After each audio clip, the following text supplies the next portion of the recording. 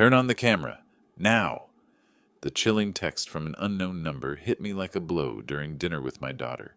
Her laughter filled the room, warm and familiar, but the message promised chaos. As she grabbed my hand to take my phone, the door burst open. You won't believe who came. Before we continue, please subscribe to the channel and let us know where you're listening in the comments. My hands trembled as I held the check.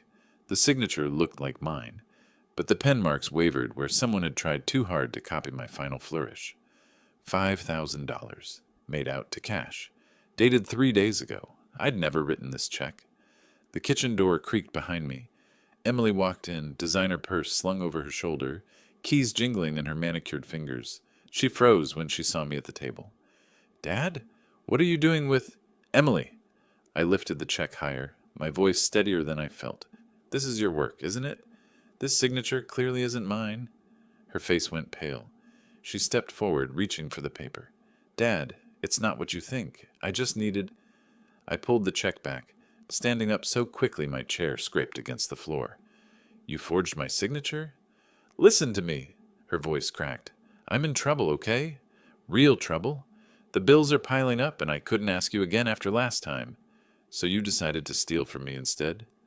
Emily's composure shattered. She grabbed the edge of the kitchen counter, knuckles white. It's not stealing. You're my father. I knew you'd help me if you understood. Understood what? That my daughter is a criminal? The word hit her like a slap. Her eyes flashed with something dangerous. A criminal? Really? After everything I've been through since Mom died, you think I wanted this? My chest tightened. Margaret's death had been hard on both of us, but Emily had spiraled in ways I couldn't follow. The gambling, the shopping, the lies about where the money went. Your mother always worried you loved money more than people, I said quietly. Don't! Emily's voice turned cold. Don't you dare bring Mom into this. She would have understood. She would have helped me. By forging checks? By lying to banks? Emily stared at me for a long moment. Then she laughed, but it sounded broken. You really think this is about one check? You really have no idea, do you? Something in her tone made my stomach drop. What do you mean? She turned away, walking toward the living room. Forget it. Just forget everything. I followed her, still clutching the check. Emily, what did you mean? What don't I know? She was shoving things into her purse now. Her phone charger from the coffee table. A bottle of perfume from the mantel. Moving with the jerky efficiency of someone preparing to run. Emily, answer me! You want answers? She spun around, eyes blazing. Fine. This isn't the first time, Dad. It's not even close. And honestly, I'm not sorry. You sit in this house counting your pennies while I'm drowning. Well, congratulations. You finally caught me.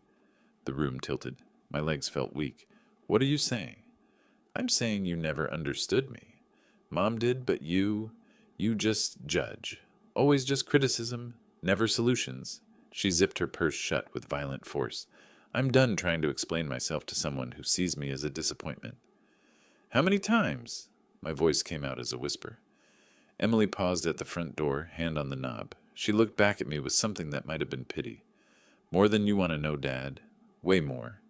The door slammed behind her. Through the window, I watched her stride to her car, heels clicking on the driveway. The engine roared to life, and she was gone. I stood alone in my living room, still holding the check that had started it all. Outside, a neighbor's dog barked once, then fell silent. The subway car rocked beneath me as we pulled into the financial district station. I'd barely slept, Emily's words echoing in my head. More than you want to know. The check felt heavy in my jacket pocket, folded and refolded until the creases had worn soft. I needed to know how deep this went. The bank building stretched 40 stories into the gray morning sky. Inside, marble floors reflected fluorescent lights, and the hustle of morning business surrounded me. I asked for someone who could help me review my account history. Mr. Harper? A woman in her 30s approached, extending her hand. I'm Sarah Wilson, loan specialist. I understand you have some questions about your account? We sat at her desk, separated by neat stacks of paperwork and a computer screen she angled toward me. I pulled out the check with shaking fingers. I found this in my kitchen yesterday. I didn't write it. Sarah examined the check, her professional smile faltering slightly. I see. Let me pull up your full account profile. Her fingers clicked across the keyboard. "Mr. Harper, you have an active loan for $500,000. The words hit me like ice water. That's impossible. I never took such a loan. It was approved 6 months ago. She turned the screen toward me. Here's your signature on all the documents. I leaned forward, squinting at the digital images. The signature looked exactly like mine, but I remembered nothing about these papers, these dates, these amounts. This is forgery. My voice sounded strange, distant. My daughter... Oh, goodness, what has she done? Sarah's expression softened. Mr. Harper, I'm so sorry. This is a very serious situation. If these signatures are fraudulent, we need to... Show me everything. For the next 20 minutes, she walked me through a trail of financial destruction. The $500,000 loan was just the beginning. There were credit cards opened in my name, smaller loans, cash advances, all bearing my forged signature, all approved because my credit score had been spotless before this began. The total exposure is approximately $700,000, Sarah said gently. My vision blurred. $700,000. My entire retirement savings, my house equity, everything Margaret and I had built over 40 years of marriage, gone. When did this start? The first transaction was 11 months ago. A small credit card, just $5,000. Then it escalated. 11 months. Right after Margaret's funeral, when Emily had been so devastated, so lost. When I'd been trying to comfort her, she'd been planning this. What are my options? Sarah handed me a stack of paper copies. You'll need to file police reports for identity theft. The bank will investigate, but Mr. Harper... She paused, choosing her words carefully. This level of systematic fraud, especially by a family member, it's going to be complicated. I stood up on unsteady legs, clutching the documents to my chest. The bank's air conditioning felt arctic against my skin. Thank you, I managed. Mr. Harper, I'm required to inform you that some of these loans are already in default. You'll be receiving legal notices soon. The elevator down seemed to take forever. When I finally stepped onto the sidewalk, the summer heat hit me like a wall. People streamed past, talking on phones, carrying coffee, living their normal lives while mine crumbled around me. I looked down at the papers in my hands, evidence of my daughter's betrayal, printed in black and white. My keys hit the kitchen counter with a sharp clatter. The house felt different now, like walking into a crime scene. I spread the bank documents across the same table where I'd found that first check just 24 hours ago. $700,000. I arranged the papers chronologically, creating a timeline of Emily's deception. November 2024, first credit card. December, personal loan for $20,000. January, another credit card. February, the big one, the $500,000 mortgage against my house. My house. The one Margaret and I had bought as newlyweds, where we'd raised Emily, where Margaret had died in our bedroom upstairs. I walked into the living room, needing to see her face. Margaret's photograph smiled at me from the mantel, taken on our 30th anniversary. She'd worn her blue dress, the one Emily later borrowed and never returned. What would you tell me to do? I asked the empty room. Margaret had always seen through Emily's charm. She loves money more than people, she'd said once, after Emily had borrowed $200 and disappeared for a week. One day that's going to destroy someone. I defended our daughter then, called Margaret too harsh, too suspicious. Now I understood she'd been protecting me. Back in the kitchen, I pulled out a legal pad and started writing. My options were limited and all painful. I could call the police, file charges for identity theft and fraud. Emily would likely go to prison, or I could try to handle this privately, demand she make payments, somehow salvage our relationship. But the numbers told a different story. Even if Emily wanted to pay it back, which seemed unlikely given her reaction yesterday, she didn't have $700,000. Nobody accumulates that kind of debt by accident. This was systematic, calculated theft. I picked up my phone, scrolled to Emily's contact. My finger hovered over the call button. What did I hope would happen? That she'd break down crying, apologize, promise to fix everything? That we'd hug and cry together like we had at Margaret's funeral? The woman who'd slammed out of this house yesterday wasn't that person. The woman who'd forged my signature dozens of times, who'd mortgaged my home without my knowledge, who'd looked me in the eye and called me judgmental. That woman was a stranger, but she was still my daughter.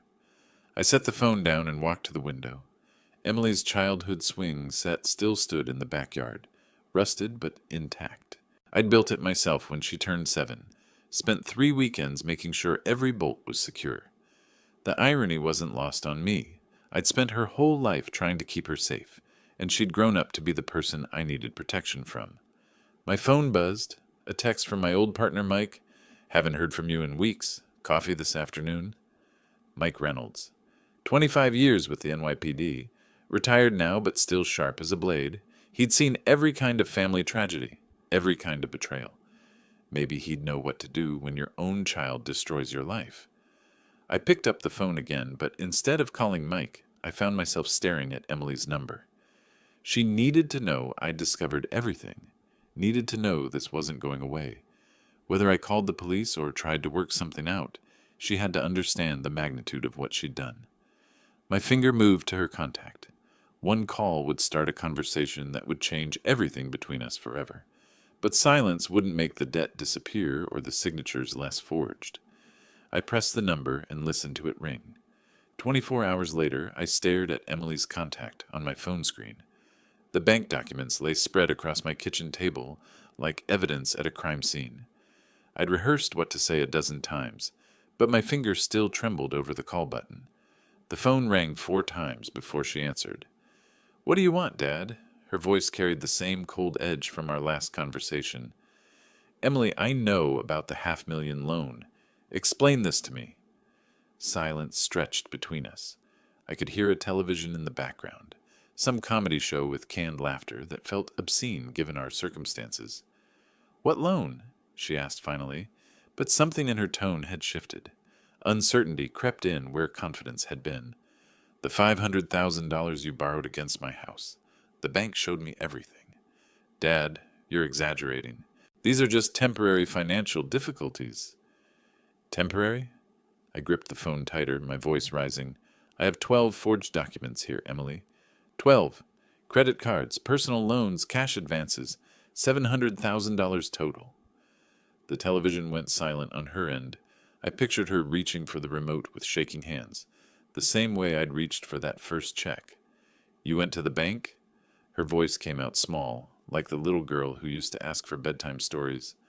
I had to know how deep this went, and now I do. I picked up one of the documents, reading from it. November 15th, 24. Personal loan, $20,000. December 3rd, another credit card. January. "Stop." The word came out sharp. "Just stop, okay? I never meant for it to go this far." "But it did go this far. You mortgaged my house, Emily. The house your mother and I bought together, where she died, where I planned to live out my final years. You always think only about money." Her voice turned vicious again. "What about what I've been going through? What about my problems?" My free hand clenched into a fist. "Your problems? You created these problems by stealing from your own father." "I didn't steal. I needed help, and you're always so stingy with everything. Mom was right about you." The mention of Margaret hit like a physical blow. "Don't you dare mention your mother. She would be ashamed of what you've become." Ashamed? She understood me. She knew what it was like to need things, to want a better life. You never understood either of us. I stood up, pacing to the window. Outside, Mrs. Chen from next door was watering her garden, living her peaceful life while mine exploded around me. "Your mother warned me about your relationship with money," I said quietly. "She said you loved it more than people. I defended you then." "She said that?" Emily's voice cracked. "She said one day it would destroy someone. I thought she meant you. I never imagined she meant me." "Dad, listen." "No, you listen." The words came out harder than I intended. "I trusted you. After your mother died, I tried to be there for you. I gave you money when you asked. I never questioned where it went. And this is how you repay me?" "You don't understand the pressure I'm under. The bills, the payments. Pressure you created. I had a simple retirement planned. Enough money to live comfortably. Maybe take a trip Margaret and I always talked about. Now I might lose everything because my own daughter is a criminal. I'm not a criminal. You forged my signature dozens of times. You took out loans in my name. You stole $700,000. What do you call that?" The line went quiet, except for her breathing. Heavy, angry breathing that reminded me of her tantrums as a child. "I call it survival," she said finally. "And if you can't understand that, then maybe Mom was right about more than just money." "What's that supposed to mean?" "Figure it out yourself." The line went dead. I stood holding the silent phone, staring at the black screen that reflected my tired face. In the distance, I could hear children playing in someone's backyard, their laughter carrying on the evening air. $700,000. My daughter. My only family left. I set the phone down next to the documents and tried to figure out what came next. The next morning, I climbed the familiar stairs to Mike's apartment, clutching a manila folder stuffed with bank documents. My legs felt heavy, like I was walking through deep water. I'd barely slept after Emily hung up on me. Mike answered on the second knock, his weathered face creasing with immediate concern. "John, you look terrible." "I need to talk to someone who understands criminals." He stepped aside, gesturing me into his small kitchen. Coffee percolated on the counter, filling the air with familiar comfort. Mike had always been a steady presence. 25 years with the NYPD, retired now but still sharp as a razor. "What's going on?" I sat at his scarred wooden table and opened the folder. Papers spilled out like accusations. "Mike, I don't know what to do. She's my daughter." He poured 2 cups of coffee, black for both of us, and sat down across from me. His gray eyes, the same ones that had interrogated countless suspects, focused on the documents. "Start from the beginning." So I did. The forged check in my kitchen, the bank visit, the horrifying discovery of systematic fraud. Mike listened without interruption, occasionally picking up a paper to examine it more closely. $500,000, he said finally, setting down a loan document. "John, this is serious crime. This isn't shoplifting or writing a bad check. But I can't put my own child in prison." Mike leaned back in his chair, studying me with the patience of someone who'd heard every family tragedy imaginable. "And she can destroy you financially. Have you thought about that?" I had. All night, lying in bed, staring at the ceiling where Margaret and I used to plan our future together. "Give me a little more time. Maybe she'll come to her senses." "Time for what? To forge more signatures? To fix this somehow." Mike stood up, walking to his kitchen window that overlooked the same Brooklyn street where we'd both lived for decades. "John, in my experience, people who commit this level of fraud don't suddenly develop a conscience.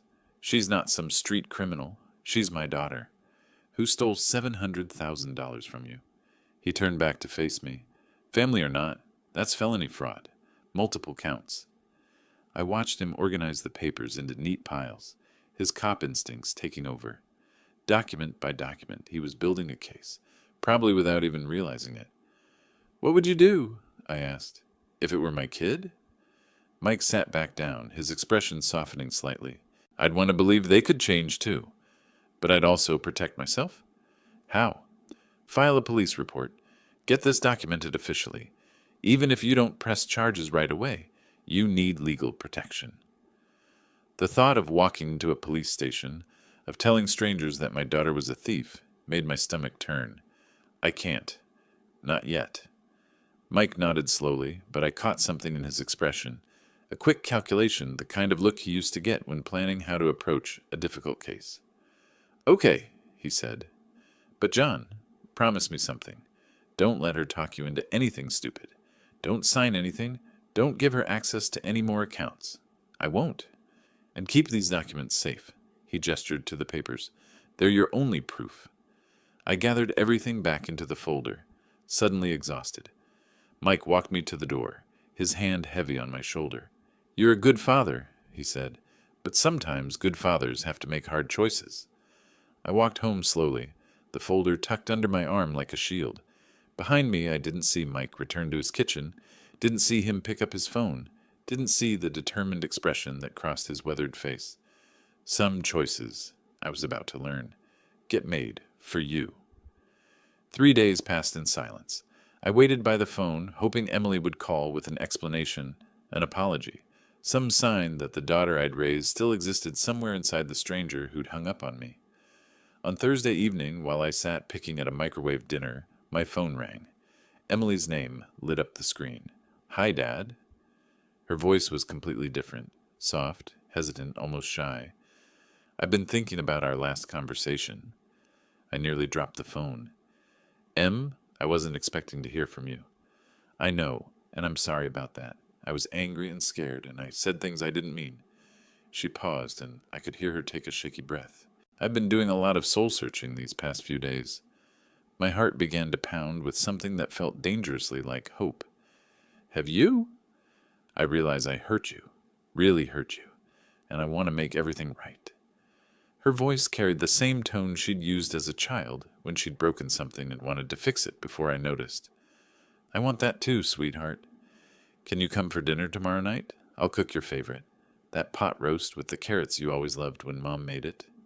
Tears pricked at my eyes. Margaret's pot roast. Emily hadn't cooked it since the funeral. "Of course, I knew you'd understand eventually." "I do understand. And Dad, bring all those papers from the bank. We'll go through everything together and figure out how to fix this mess." The relief flooding through me was so intense I had to sit down. "Really? You mean that?" "I mean it. 7 o'clock tomorrow, okay? And Dad?" "Yes?" "I love you. I know I don't say it enough, but I do." After she hung up, I sat in my kitchen grinning like a fool. The Emily who'd called me was the Emily I remembered. Thoughtful, remorseful, ready to take responsibility. The harsh woman from our previous conversation must have been fear-talking, panic at being caught.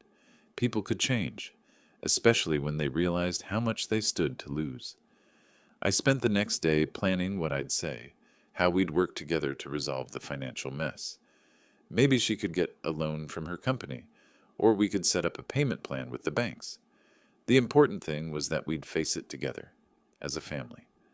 At 6:30, I loaded the manila folder into my car and drove toward Manhattan. Traffic was light, and I found parking right outside Emily's building. Everything seemed to be falling into place. As I rode the elevator to her floor, I caught myself humming, something I hadn't done since Margaret died. The smell of pot roast hit me as soon as Emily opened the door, and for a moment, it felt like stepping back in time. "Dad!" She hugged me tightly, and I noticed she'd done her hair the way Margaret used to like it. "I'm so glad you came." The table was set with her good china, candles flickering between wine glasses. She'd even put on the dress I'd bought her last Christmas. "This looks wonderful, Em. I wanted it to be special. A new beginning for us." She took the folder from my hands, setting it carefully on the side table. "We'll look at all this after dinner, okay? I want to understand everything." I squeezed her hand, overwhelmed with gratitude that my daughter had come back to me. I had no idea she was setting the perfect trap. I woke before dawn, my mind immediately turning to tonight's dinner. For the first time in days, I felt something resembling hope stirring in my chest. Emily wanted to fix things. My daughter was coming back to me. The morning routine felt different, purposeful. I selected my best navy suit, the one Margaret always said made my eyes look younger, and pressed it carefully. Every crease had to be perfect for tonight. After breakfast, I pulled out our family photo albums, something I hadn't done since Margaret's funeral. Page after page of Emily's childhood, her first day of school, missing front teeth in Christmas pictures, graduation from high school with that radiant smile.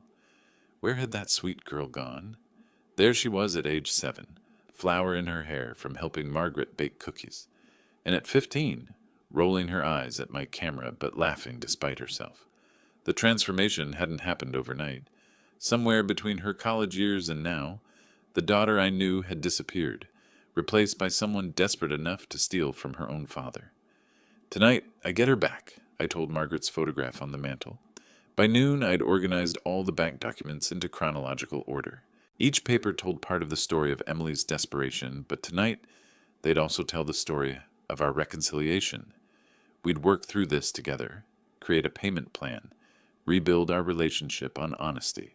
The flower shop on 7th Avenue had white roses, Emily's favorite since she was small. Margaret used to buy them for her birthday every year. "Special occasion?" the elderly woman behind the counter asked. "I'm reconciling with my daughter." Her face lit up. "How wonderful! These will be perfect." I selected a dozen, asking her to wrap them in pale yellow paper. Emily used to say yellow was the color of new beginnings. The afternoon passed slowly. I cleaned the house again, though it was already spotless. Checked my appearance in the mirror a dozen times. Practiced what I'd say. Emily, we can work through anything together.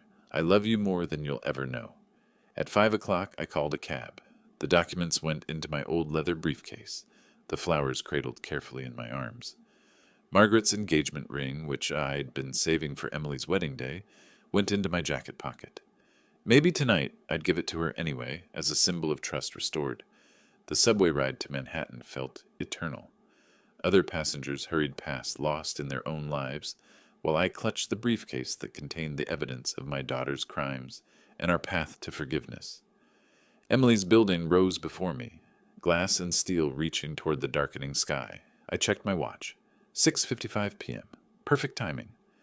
In the elevator, my reflection looked back at me, hopeful, nervous, still believing that love could conquer anything. The flowers filled the small space with their sweet scent, promising new beginnings. Tonight, everything would be different. The elevator doors opened to reveal Emily waiting in her doorway, stunning in the blue dress I'd bought her last Christmas. She rushed forward, embracing me with what felt like genuine warmth. "Dad, you look wonderful."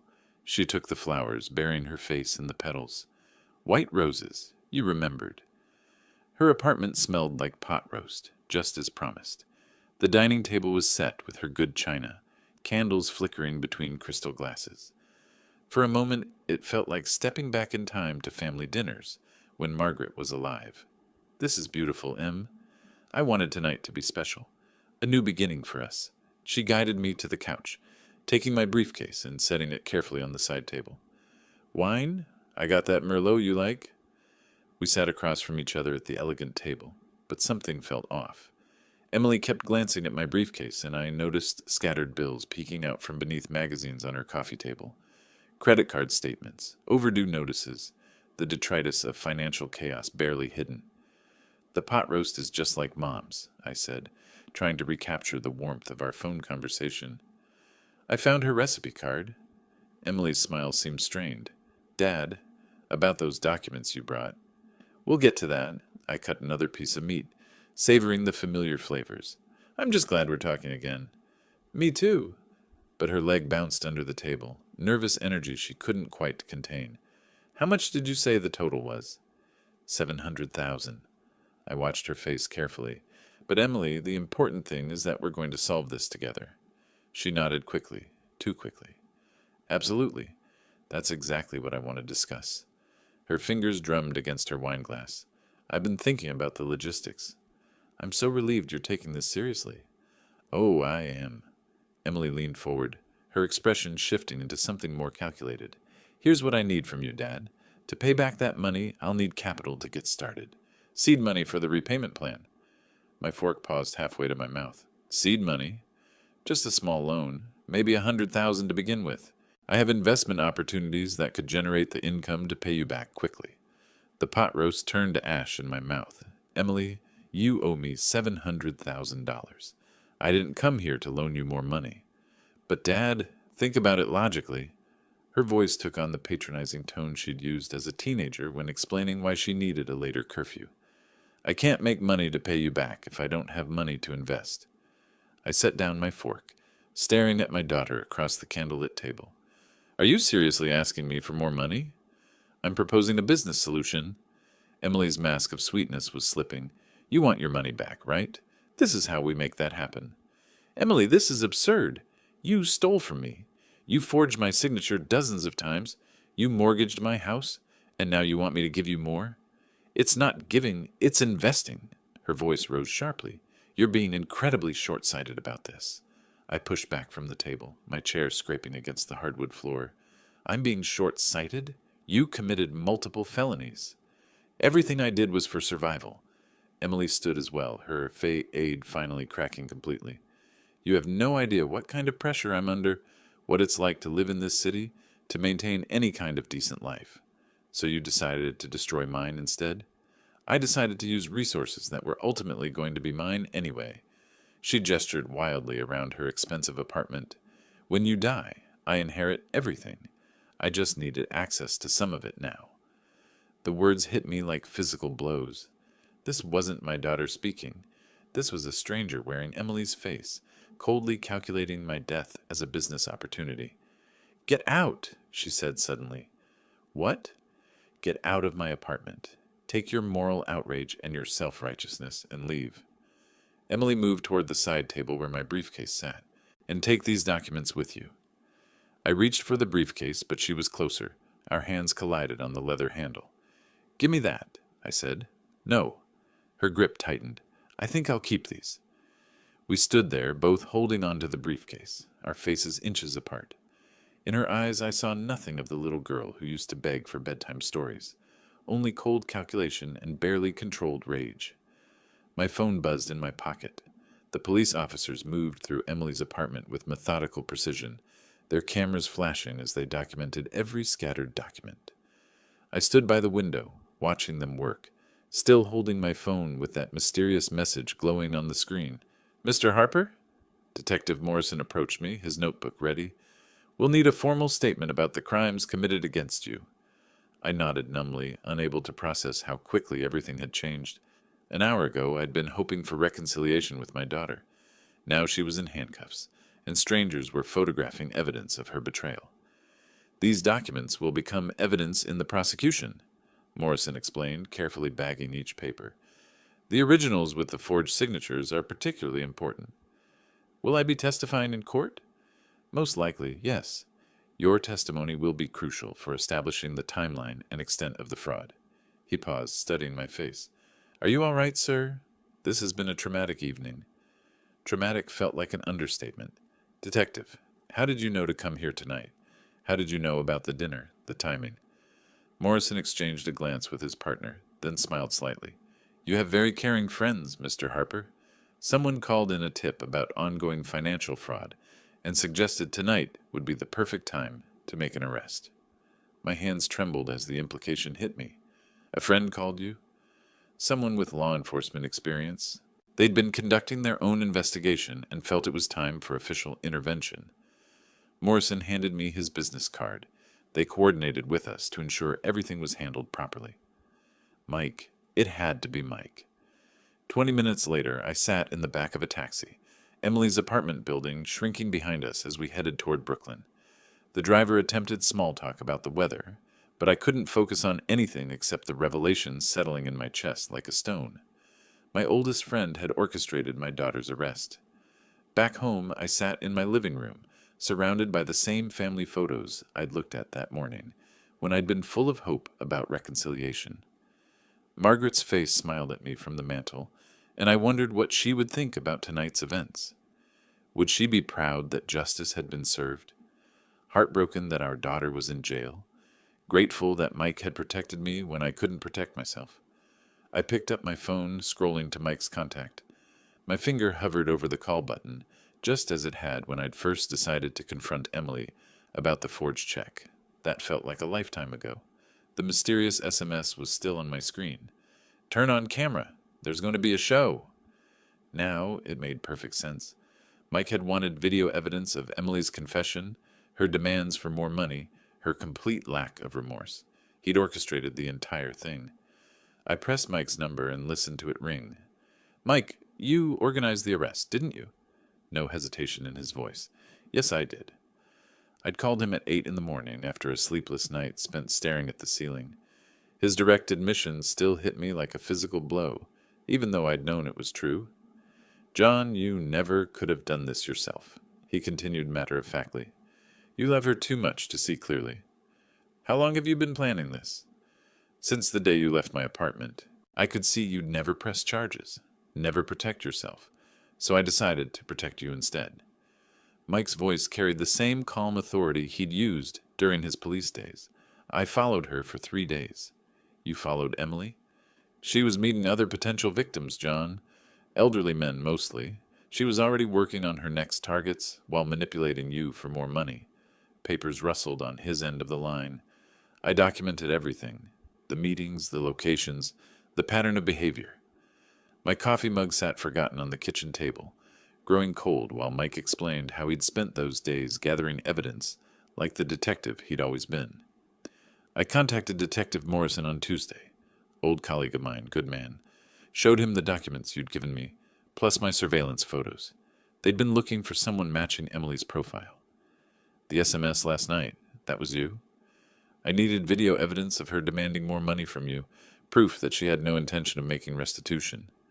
Mike paused. I was watching from across the street, John.